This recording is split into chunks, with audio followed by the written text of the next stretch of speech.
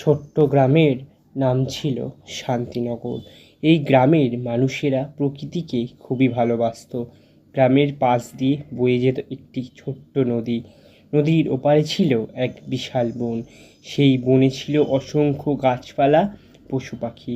প্রকৃতি যেন তার সমস্ত রূপ ও সৌন্দর্য দিয়ে এই গ্রামটিকে সাজিয়ে রেখেছিল। অরুণ ছিল এই গ্রামেরই এক শান্ত প্রকৃতির ছেলে। ছোটবেলা থেকেই সে প্রকৃতির মাঝে মিশে বড় হয়েছে। গ্রামের মানুষজন যখন নিজের কাজে ব্যস্ত থাকত, অরুণ তখন সাইকেল নিয়ে বনে চলে যেত। বনের পাখিদের গান, নদীর কলকল ধ্বনি আর বাতাসের মৃদু স্বর, এগুলোতেই তার জীবনের সব আনন্দ ছিল। একদিন অরুণের মনে হলো সে একটা পুরো দিন বনে কাটাবে।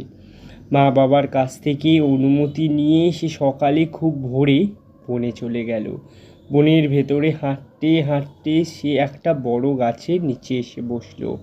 গাছটির ডালপালা ছায়া দিচ্ছিল আর পাখিরা মিষ্টি সুরে গান গাইছিল। হঠাৎ অরুণের নজর গেল একটি ছোট্ট পাখির বাসার দিকে। পাখিটি তার ছানাদের খাওয়াচ্ছিল।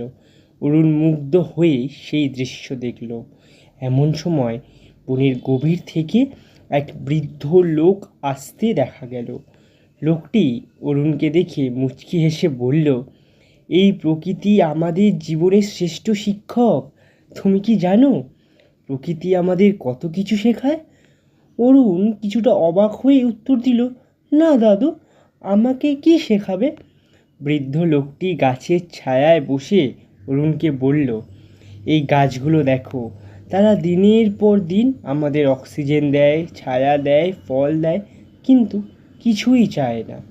এই পাখিগুলো তাদের বাচ্চাদের যত্ন করে বড় করে, উড়তে শেখায়, কিন্তু কখনোই আশা করে না যে তার বাচ্চারা তাদের ছেড়ে যাবে। প্রকৃতি আমাদের বিনিময়ে কিচ্ছু চায় না, শুধু দিতে জানে। তাই আমরাও যেন প্রকৃতির মতো উদার ও দানশীল হতে পারি। অরুণ মন্ত্রমুগ্ধ হয়ে বৃদ্ধ লোকটির কথা শুনছিল।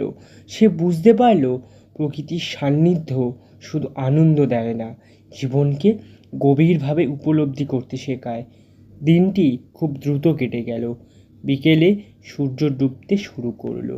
অরুণ দেখল বনের পশু পাখিরা তাদের আবাসে ফিরে যাচ্ছে।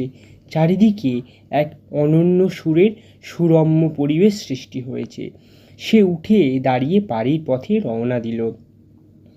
বাড়ি ফেরার পথে অরুণের মনে হলো সে আজ শুধু প্রকৃতির সৌন্দর্যই দেখেনি, জীবনের প্রকৃত পাঠও শিখেছে।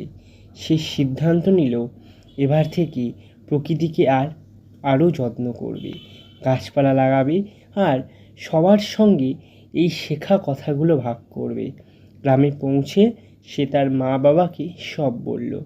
তারা শুনেও খুব খুশি হলো।